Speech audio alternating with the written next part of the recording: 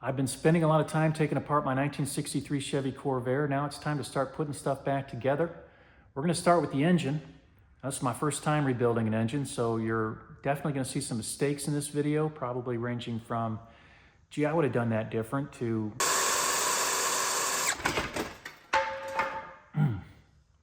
whatever that was. You know, I should probably edit that kind of thing out and make it seem all smooth, but I'm not going to do that. I'm going to put it all in there, the good, the bad, and the ugly, because I'm just learning how to do this, and that's the whole point of this, to show what it's like to try to figure this stuff out. And I will say this, I'm taking it seriously. I'm doing my best. I'm reading as much as I can. I'm not trying to teach anybody anything or present myself as an expert. So this isn't necessarily for learning how to do this, but just to see what it's like. So I am having fun. So what do you say? Let the fun begin.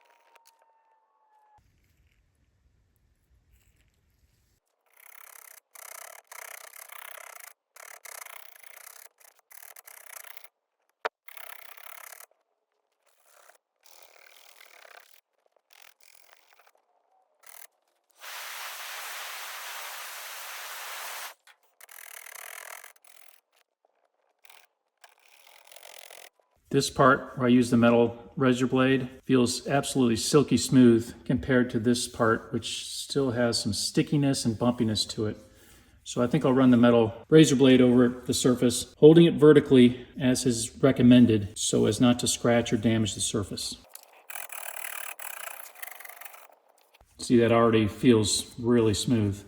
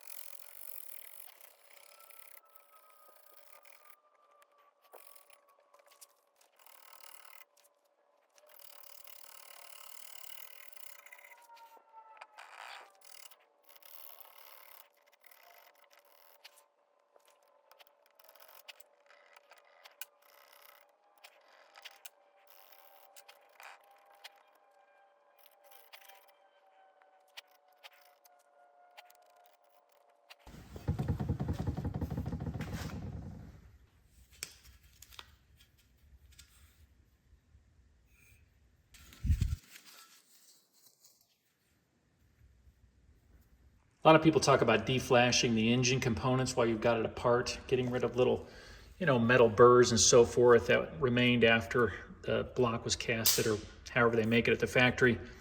And I'm not really interested in doing a whole lot of that, getting everything super smooth where it doesn't really matter. But these oil return holes here that drain the oil from the case into the oil pan that really help oil circulation, I do want to kind of deflash those. They've got little areas of burrs here, so I'm going to work on that a little bit at least.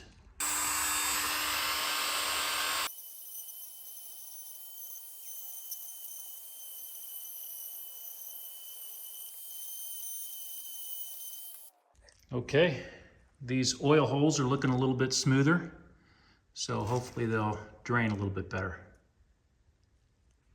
In addition to these drain holes right here, I do notice that there are some drainage sites from the block right in here, these rectangular spots. They are a little rough on the edges too, so probably smooth those out a little bit.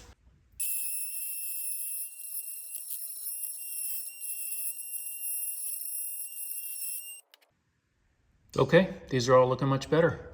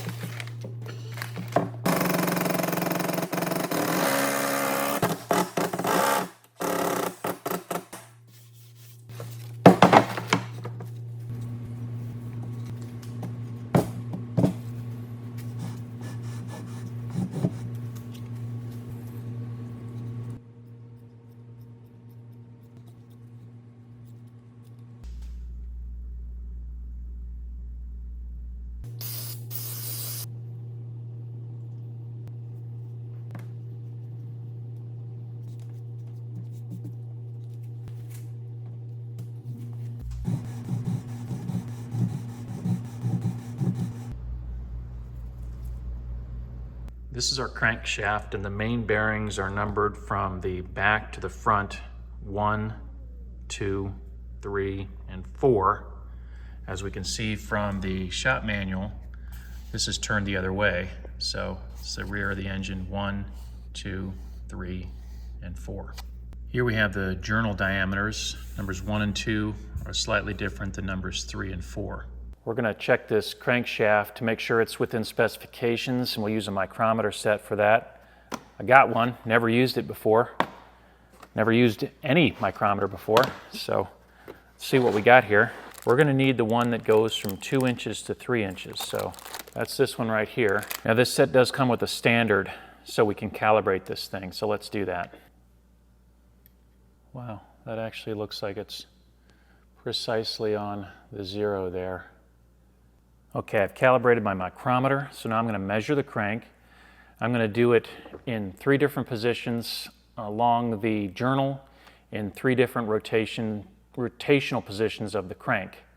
So I'll do front, middle, rear, and I'll do it at 0 degrees, 120 degrees, 240 degrees. So I'm getting a good assessment of the roundness of each journal. So we'll make a little chart for that. This will be journal number 1.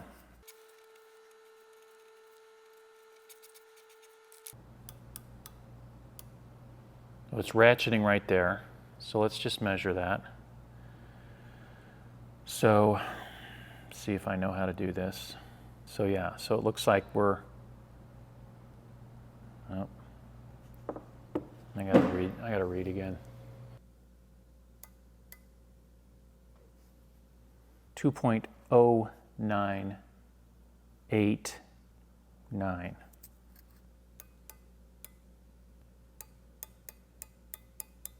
All right, and then we'll rotate it 120 degrees, roughly.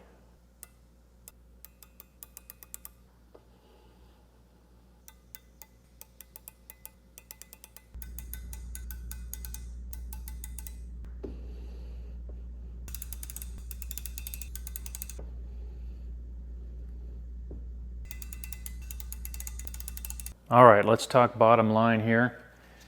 I've taken 9 measurements on all 4 main journals, a total of 36 measurements. I averaged each journal out over the course of their 9 measurements. And for journals number 1 and 2, which we were looking for a range of 78 to 88, we got 86 and 84. So we're well within spec on journals 1 and 2. On 3 and 4, our range we're looking for was 83 to 93, and we got 86 on number 3, and we got 86 on number 4. Once again, well within spec. So, good news, the main journals on this crank are well within spec and should just require some polishing. Now we got to measure the rod journals, and there are 6 of those. Let's get to it.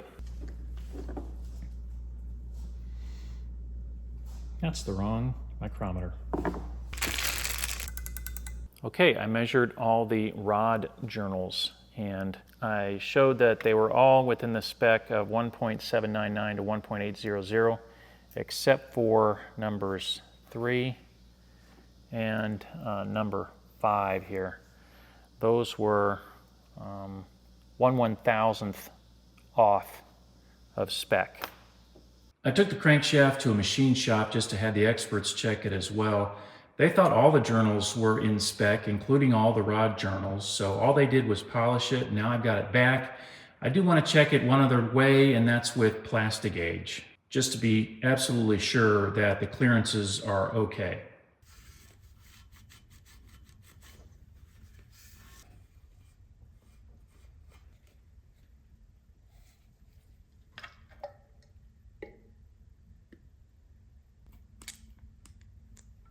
This space will have oil in it when the engine is running, so let's put some oil in there now for the measurement.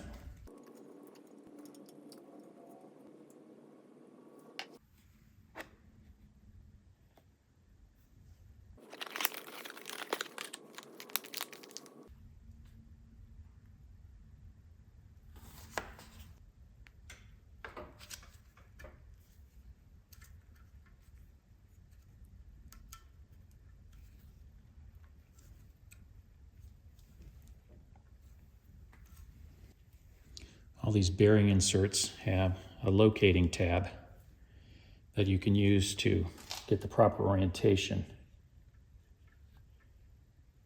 Fits into the slot there, so you can only put these in the right way.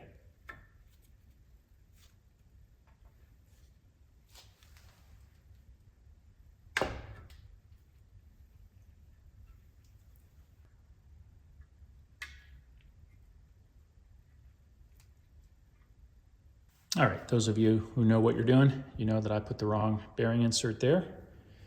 Needs to be this kind right here. So let's fix that.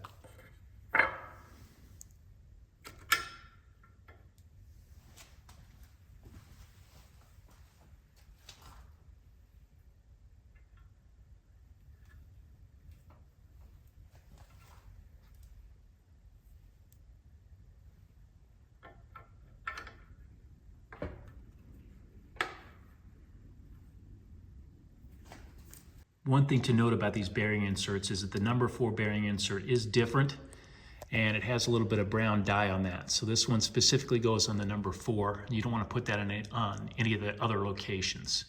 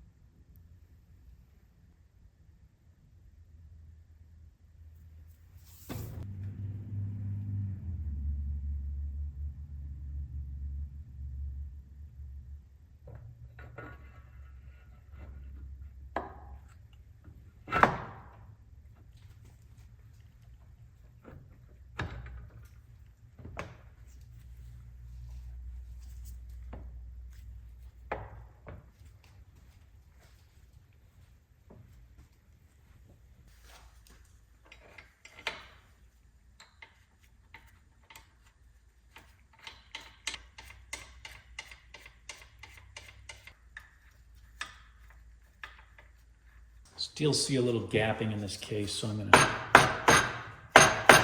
just give a little tap here and there.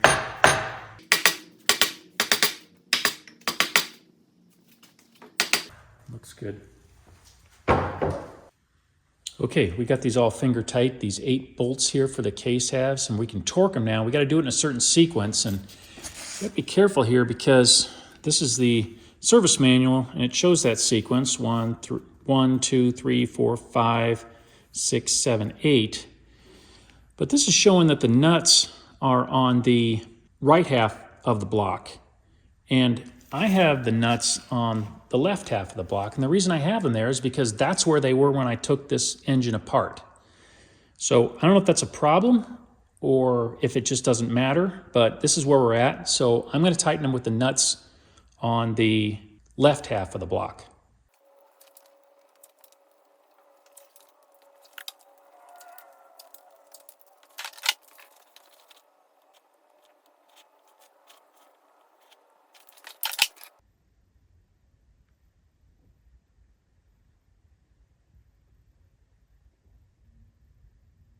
Now the torque specifications on putting these case halves together, 42 to 48 foot-pounds. I'm just going to set this to 42. And there we go.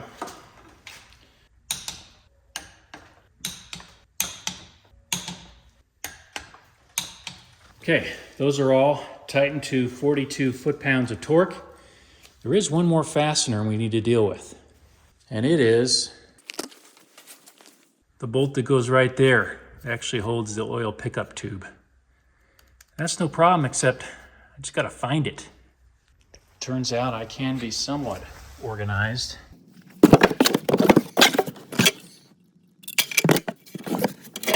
There it is.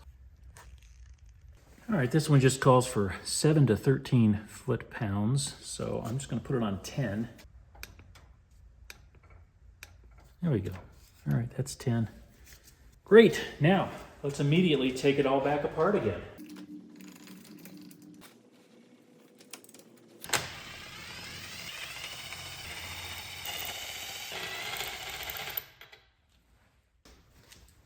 let's pull this case off of here. What we don't want to do is have the crankshaft rotate at all. That'll smear the plastic gauge and ruin our measurement after all that. So I can just lift this straight up off of here.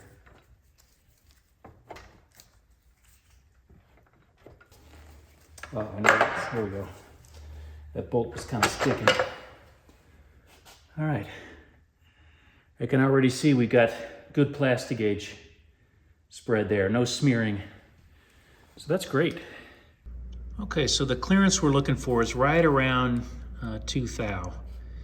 For new bearings, 0.0007 to 0.0022 on 3 and 4, and then on 1 and 2 for new we're looking for 0.0012 to 0.0027. So let's take a look at that.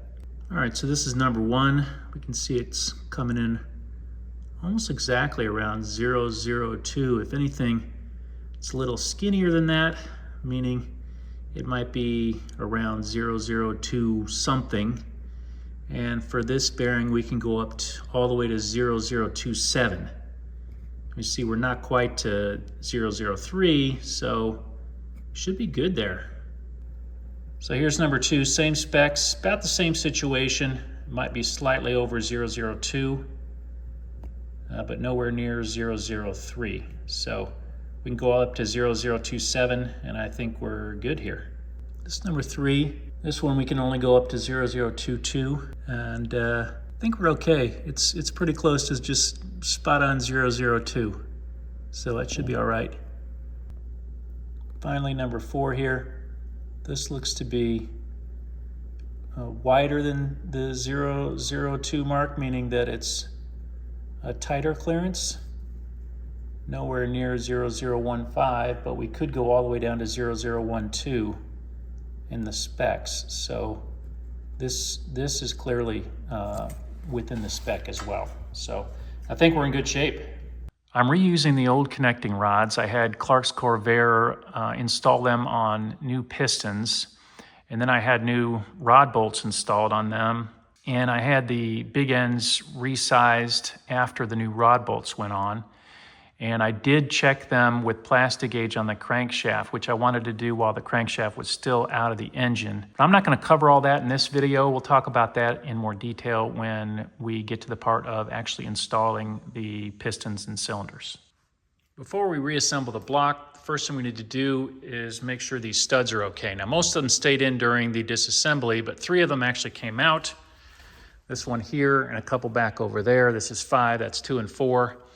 And the reason they do that is the nut gets rusted on the end, and as you're trying to unscrew the nut, it actually just unscrews the stud, pulls it out of the block. So I'm not going to reuse this. It's just, might as well just get new ones, but I do need to make sure I'm ordering the right size. So the thing to do, according to Clark's, is to go ahead and torque these old studs in to about 20, which isn't quite up to spec. Spec's around 30. Just to 20 to make sure that they're okay with that. And if they are, then we'll order standard size studs. If they're not, we'll have to get oversized studs. So let's do that test.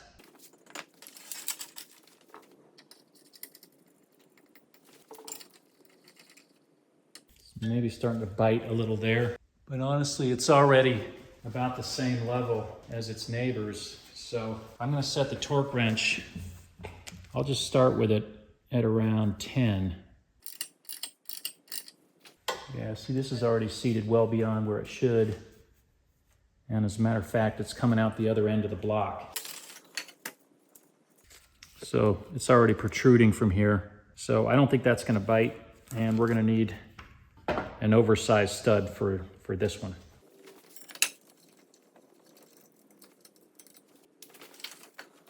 All right, here's the other half of the block. This is cylinder number 2. This is cylinder number 4. Let's try this stud that came out of 2.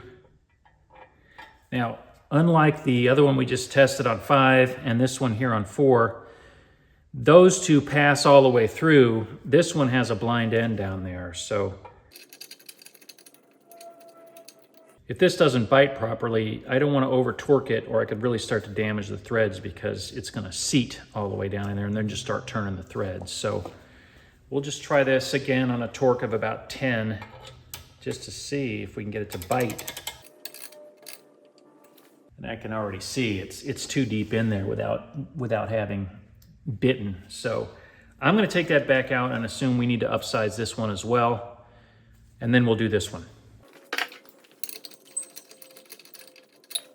This is a stud for, one of the studs for cylinder number 4. All right, we'll try torquing this just to 10 foot-pounds. Yeah, that's already seated too far down. And even at 10 foot-pounds, it's not biting enough into there. So if we look at this, yep, it's already protruding through the block. So we're gonna need oversized studs on all of these replacements. Clark's Corvair sells oversized studs for this situation. These silver ones are what they call .003. These are .006, a little bit bigger. Supposedly neither of these require any kind of insert as long as the threads are okay and on the block, and they do look okay. They're not totally perfect, but they look pretty good to my eyes. So I'm gonna start by trying to thread in these .003 studs. All right, I've got some acorn nuts that I can use to sort of seat down on there, and that'll allow me to use a torque wrench to turn this down into the block. So far that's threading pretty easily. Now it's starting to bite. Okay, I'm just gonna start with 10 foot-pounds. There we go. Thing of it is it's seated quite a bit deeper than the other studs. Makes me think I do need the larger stud there. Let's go to 20. Okay, that's 20 right there. Okay, so it's biting at 20 without pulling out. We'll try the other one.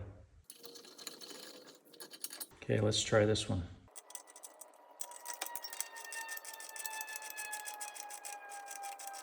And there it goes out the bottom of the block. So that's not big enough.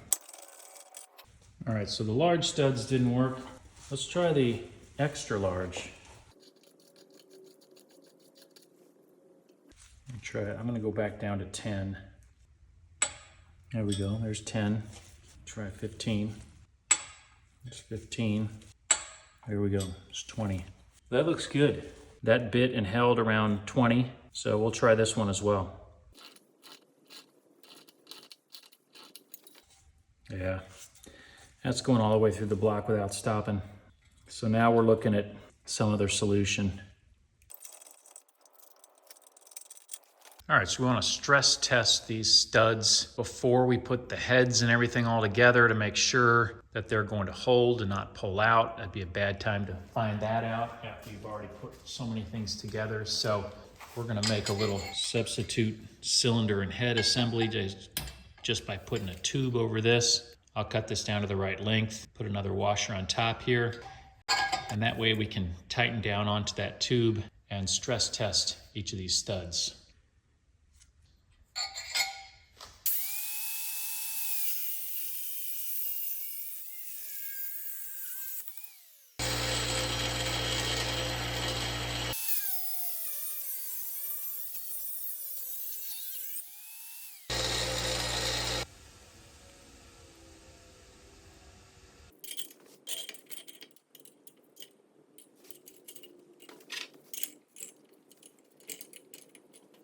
Start with a torque wrench set to 10. There we go. We'll go to 20. There's 20. Try 25. All right, we got to 25. It's holding okay. Now, when we eventually reinstall the cylinder heads, they call for a torque 27 to 33 during that installation. Right now, I've torqued this one to 25. I think I'll stop at that minimum 27 on all these as a good test that they're going to hold without pulling out. All right, 27, good.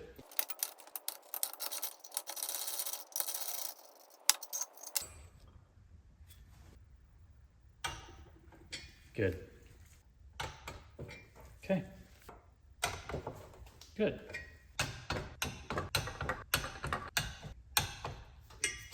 So all the original studs have passed this stress test. I think they're good. Only question is 2 of them, this one and this one, rotated a little bit to the left, just a bit, during the removal of the nut after the test. Think about whether I need to do anything about that. Maybe not. I just finished stress testing all these studs. They all passed the test. The only thing being that these two studs turn just a bit. Significant? Not really sure. As we have seen, these two holes for the block studs are, well, they're not working. These just thread all the way through. These are even the extra large studs from Clark's, and they don't bite at all. So we're gonna have to do a thread repair on these holes, and I'm gonna use time certs. Helicoil is another option. I'm just choosing time cert. Supposedly it's a little easier for the beginner to use this repair kit. It contains a drill, a counter bore, a tap, and a driver. And the driver, when we get to that step, is what drives in the time cert itself, which looks like this.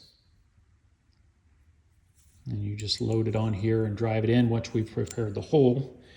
And then eventually, hopefully, the oversized stud will thread down in there and we'll have an intact stud that can handle the stress of its attachment between the case and the cylinders and the head. So the first step for this blind hole, we'll start with it. We're going to have to measure the depth of that so we know how far down to drill and how far down to insert the driver when we put in the time cert. So let's work on measuring that.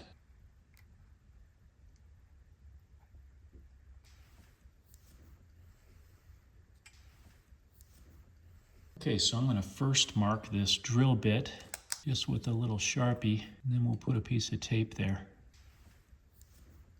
Okay, I've got the engine block completely covered with masking tape to keep any metal shavings that result from drilling out these holes from contaminating the block. We've got the blind hole depth marked on our drill bit with a little flag on there to brush away the shavings and to indicate right when we hit the right depth. I don't have a guide to keep this perfectly straight up and down, so I'll just have to do my best, and I guess we'll just see how this goes.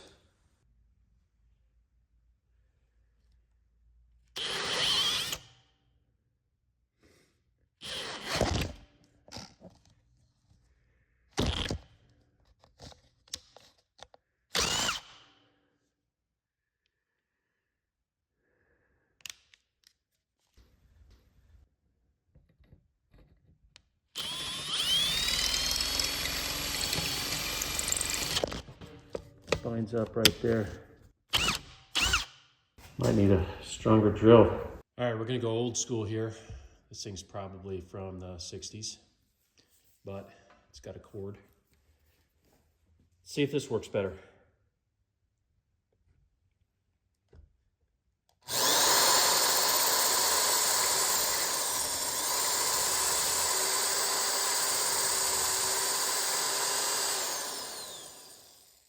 I don't know, it's not really taking the threads out. Is it supposed to?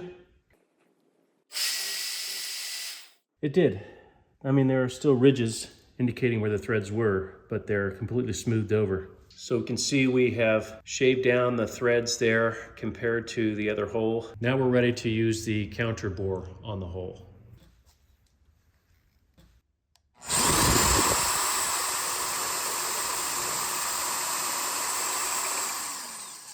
Looks like we're at the right depth.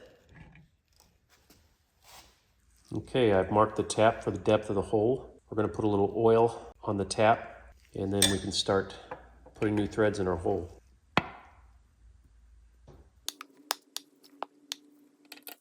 Try to get this perfectly straight.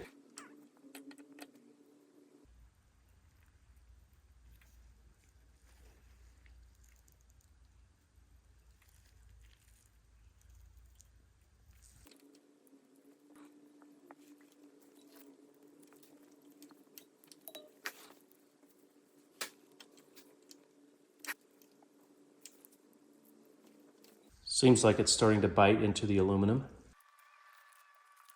I hope this is working.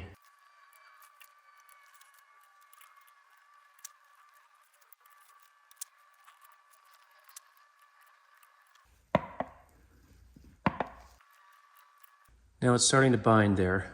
I'm not quite to the depth of the hole, but I think it's starting to bottom out where the hole narrows down. we should be well beyond the depth of the time cert itself. Time cert only goes in that deep, so I think we're well beyond that depth. So I'm going to take the tap back out. There we go. You can see all the shavings that pulled out. We appear to have clean new threads down in there. I hope this works. Now this is the driver tool for inserting the time cert. They want us to insert it to the depth of the hole and mark that depth.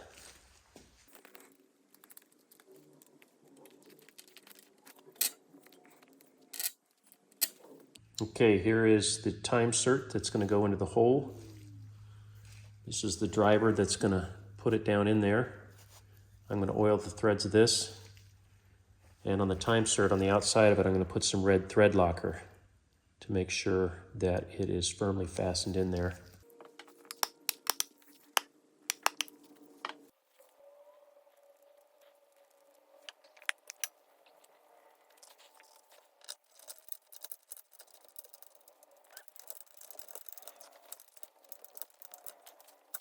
It says, while screwing the driver through the insert, the driver will start to tighten up as it expands the bottom few threads of the insert. Continue until the driver loosens up or you reach the mark on your driver tool you marked previously.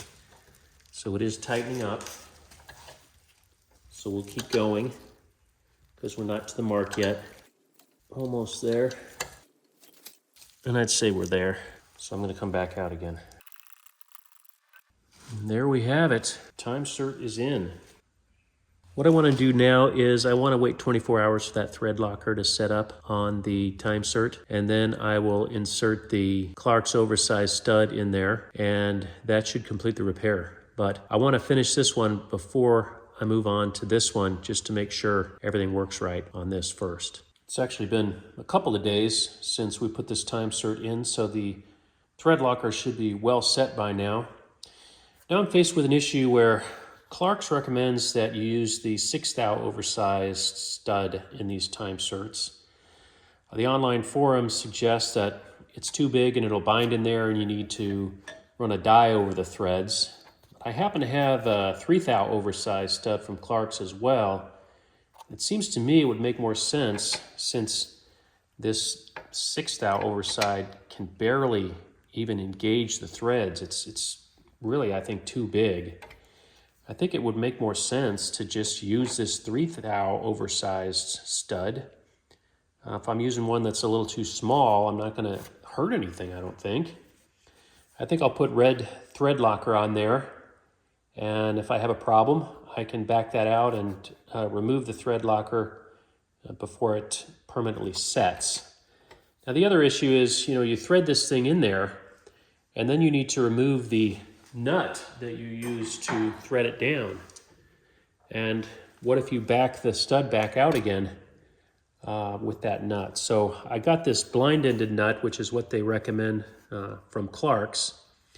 And from another video, I saw that I think this is designed to have a ball bearing down in there.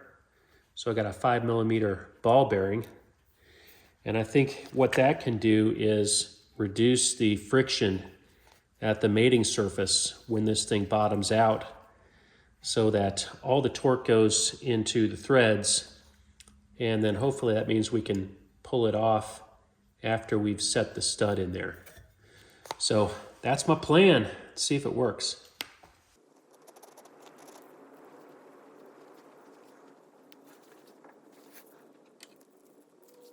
Now this is supposed to be torqued to between 10 and 30 foot-pounds. Pretty broad range.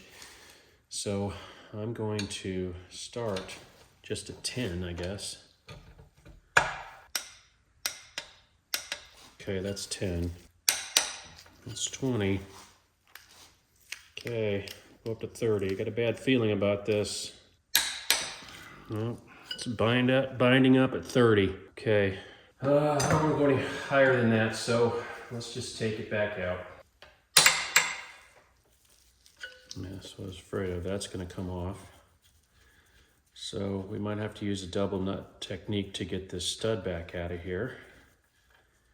And we better move fast before that thread locker sets up.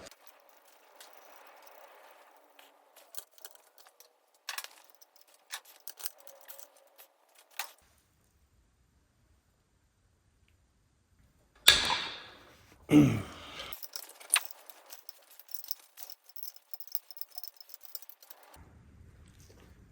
that was scary and did not work. Now what? To do some thinking. Got all the Loctite off of the threads of this, so no harm done.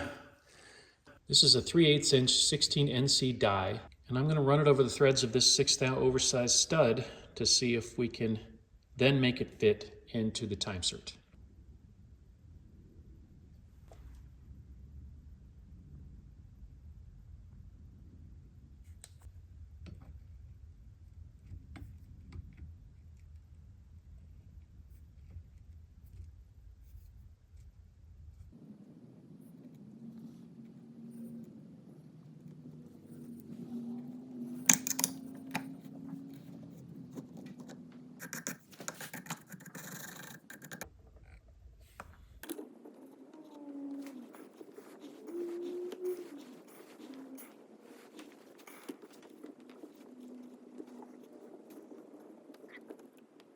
All right, I'm going to stop there for a second and just try threading this time cert on here now.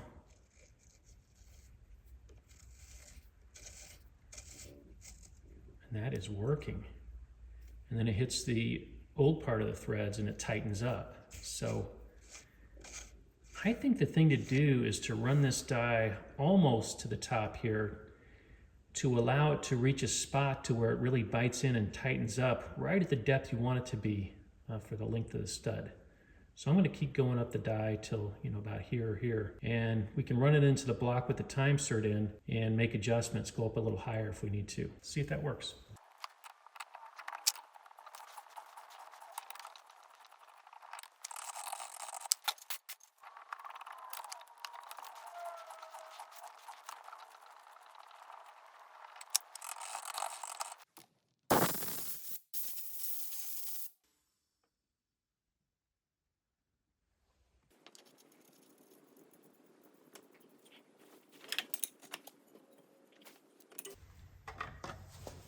Looks like it could stand to go a little further down. That's about perfect right there. And then next thing we're gonna do is do our stress test on that. That's 27 foot-pounds. I'm just gonna go up to 30. There we go. I think we got a good stud right there. Now, we're gonna reinsert this with red Loctite in there.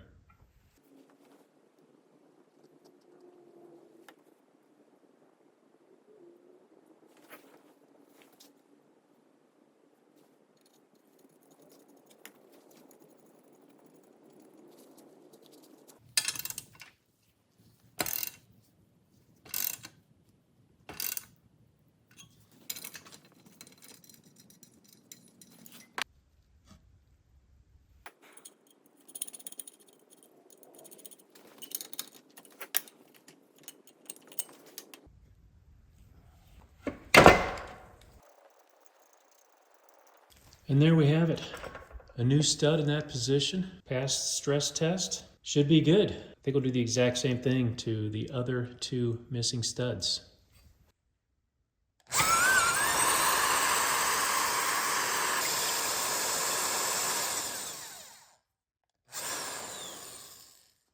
Well, it seems like I should have tapped this hole before putting this stud in, because now it's getting in the way of running this tap down there. So this hasn't been in long enough for the thread locker to set up, so I should be able to pull it out and put it back in again. So let's just do that.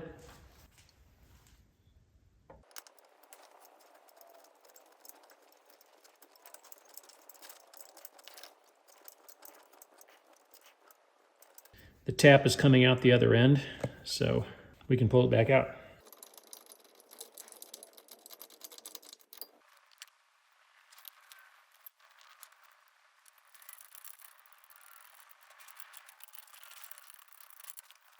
We're going to give that 24 hours for the thread locker to set up on that time cert. In the meantime, we can go ahead and replace this stud, hopefully for good, in this hole. Good.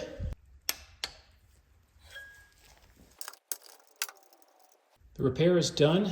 We'll just stress test these to make sure they're good, but looks like a good repair. It took a minute, but we got it done.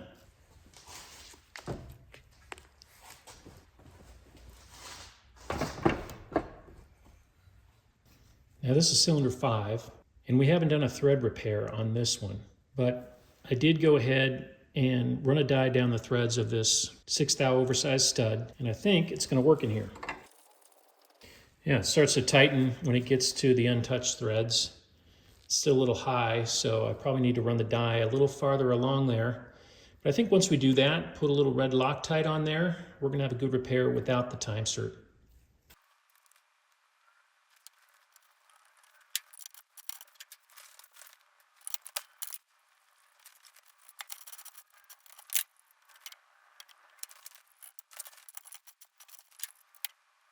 Looks great, and I think that's going to hold.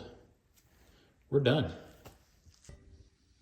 We actually have a problem with this one because 30-pound foot, see, the whole stud slips in the threads. So that's not the torque wrench tripping, that's the whole thing turning. So I think we actually have to do a thread repair down here. That's what the stress test is for.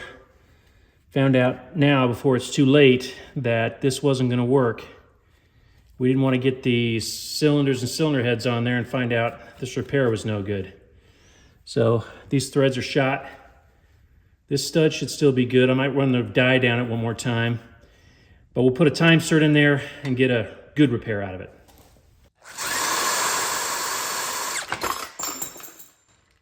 That was violent. It's jammed in there. Oh boy. Not sure why this is so different than the others. Seems like there's more material in there. It's weird.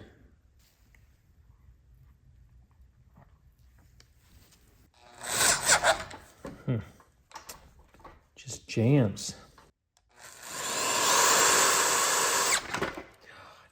God. It's so bad. It's like a ridge on there that the drill is catching on. Maybe I can knock that down. It's like a burr. Man, hope this works.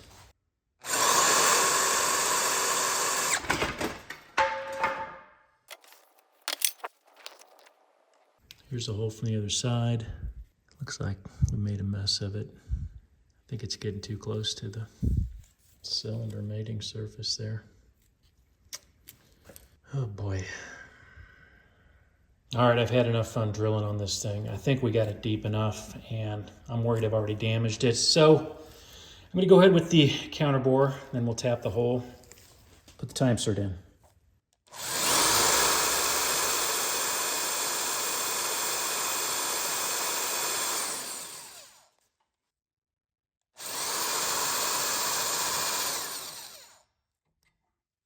Okay.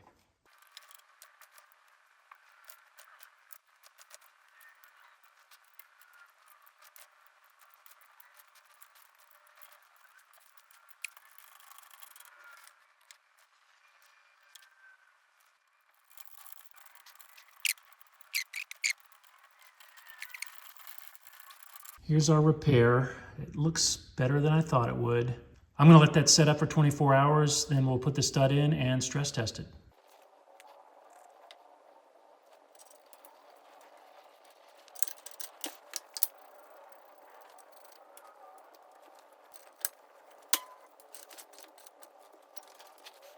All right, that's about the right depth right there.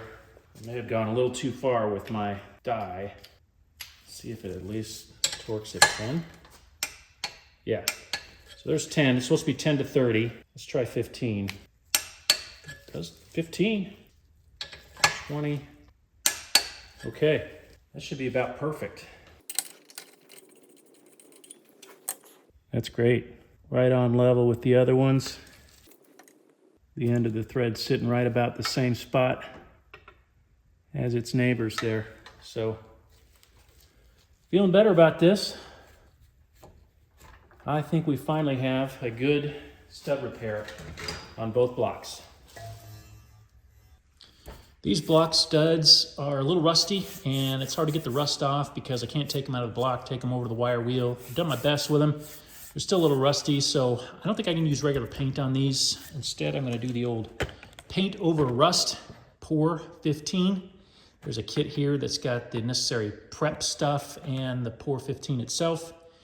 That's gonna be my solution to get these things spiffed up a little, but also prevent them from rusting any further.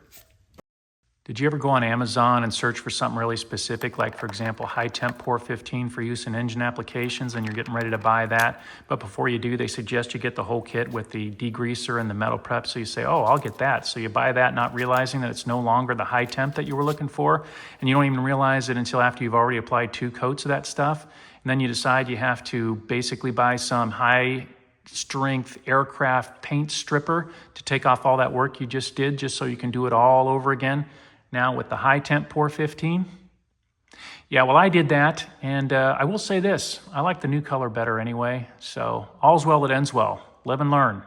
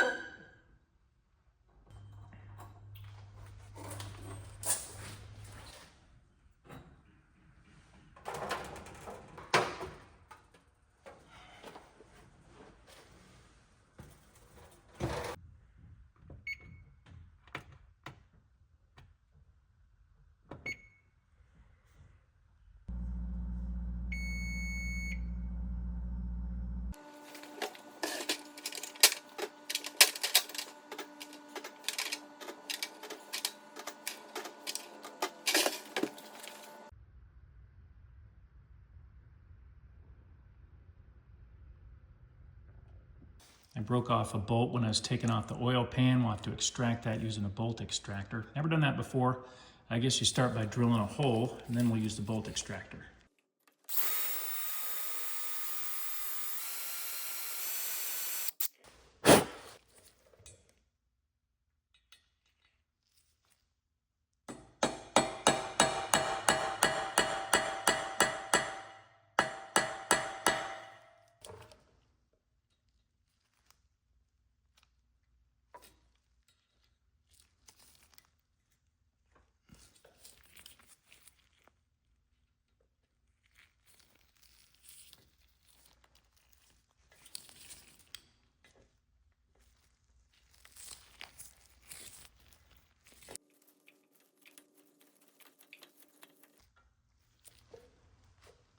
There we go.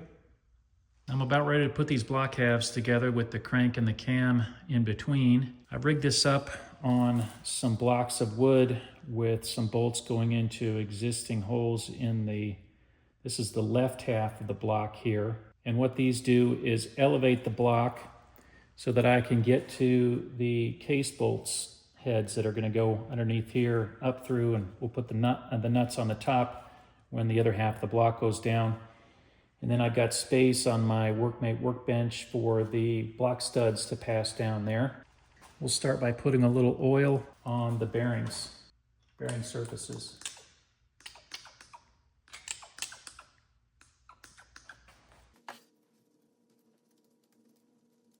Next, we'll go ahead and insert the bearing inserts.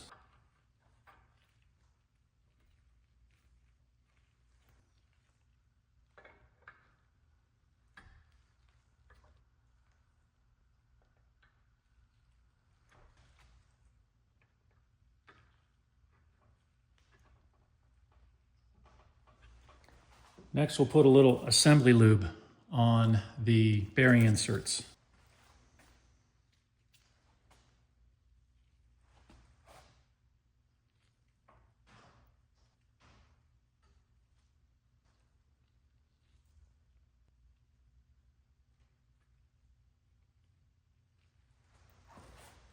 I put some assembly lube on the main journals of the crankshaft as well, and now we can lay that in.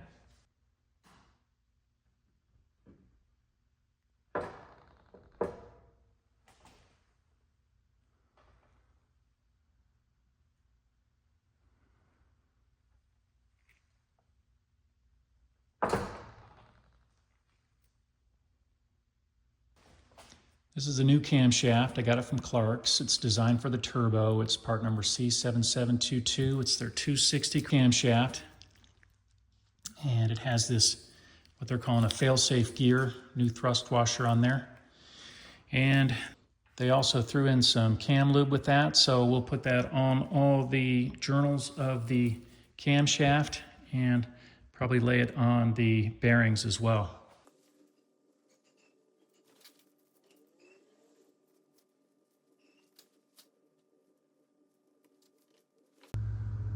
One of the things we have to absolutely get right when putting the engine back together is the alignment of the camshaft with the crankshaft so that the valve timing is correct. So the teeth of the camshaft gear have to be in the right position on the teeth of the crankshaft gear. And the way this engine is laying right now, with the left half of the crankcase laying down this way, if we look at the manual, that's what this is here, the left half of the case laying down there, see? The keyway of the crankshaft needs to be facing straight up, and when we put the camshaft in, its keyway has to be facing straight left. If we do it right and get the teeth in just the right position, we can look through this little bolt hole right there, and in there we should see a little mark on the camshaft, and we know we've got it right. And here's the little mark we're going to be looking for on the camshaft, this little zero here, that tooth that needs to be visible through that hole when we get this in there.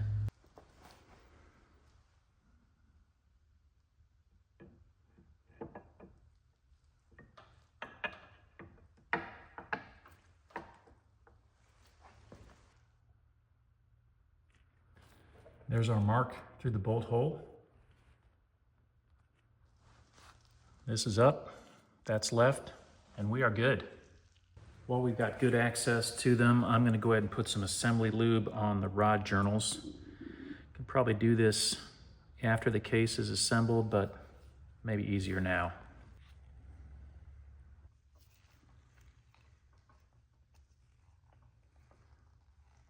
We already put cam lube on the bearings of the camshaft. We'll go ahead and put them on the lobes as well.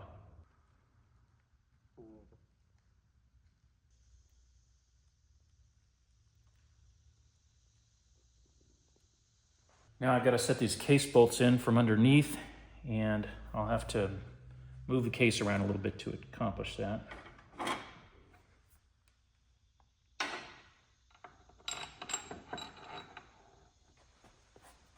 think what I'll do is put a little tape on there to hold it in place temporarily.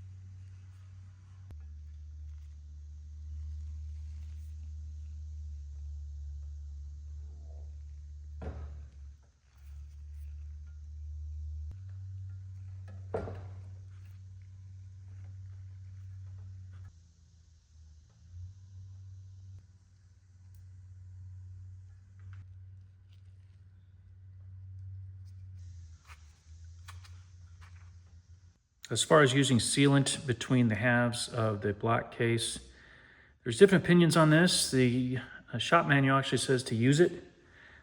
Different people render different opinions. Some say don't use it at all. Some people say just use it on this corner, and this corner, because this corner just would leak into the oil pan and it's inconsequential. So on the balance of things, I think I will put some sealant on, and I think I will just put it here, here, and here. And the stuff that at least one person thought I should use is this stuff called Mega Gray. Hopefully that's good and it'll work.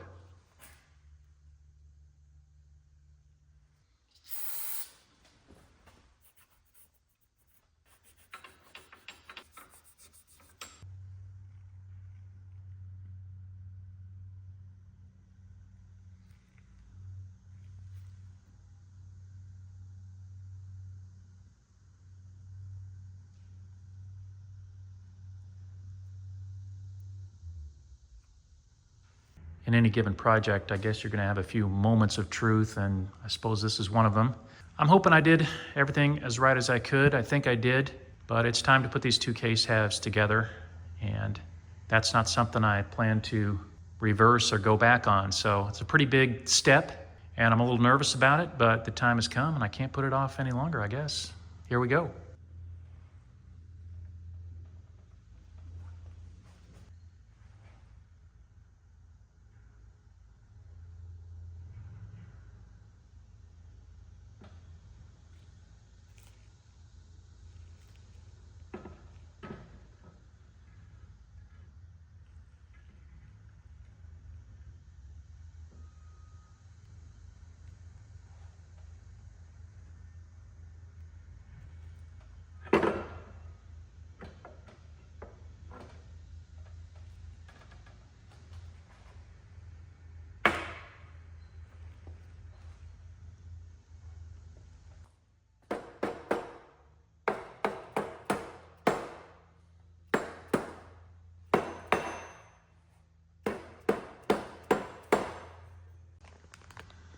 These are new case nuts from Clark's, part C3415.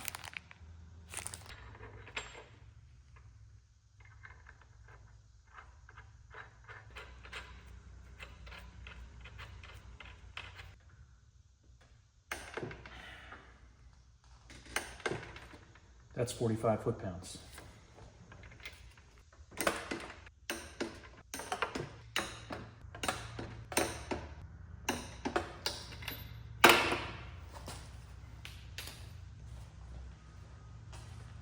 Now we're going to check for camshaft end play. Shop manual calls for no more than 2 to 7 thou.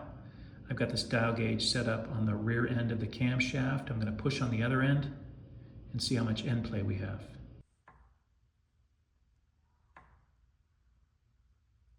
Looks like right around 2 thou. Perfect. We need to check the timing gear backlash, which is the amount of play between the teeth on the camshaft gear and the crankshaft gear. And this needs to be between 2 and 4 thou. Looks like it's right on, just above 2 thou. So nice and tight, but not too tight, I guess. Seems good. Let's stop here. We got the case together. This is a good stopping point. I think this video is long enough. Next time we'll work on other things like the bell housing, the piston cylinders, and so forth. Keep going on this engine rebuild. In the meantime, a couple of updates. I did acquire a donor body. It's a coupe. It came from the desert Southwest, so it's pretty rust-free. I tried to find a donor body somewhere here in the Midwest where I live, but everything here is pretty well rusted out. It's as bad as or worse than the car I already have. I did get a coupe as a donor body, not a convertible, because I figured if I got a convertible, I might as well just use that body. And the whole point is to try to fix up the car I've got. So my plan is to use bits and pieces from the coupe to fix up the convertible body. We'll see how that goes when the time comes. In the meantime, we're going to keep going on the engine and the suspension and all the other components. So stay with me. I appreciate you following along. It is taking a while. Until next time, keep well and keep learning.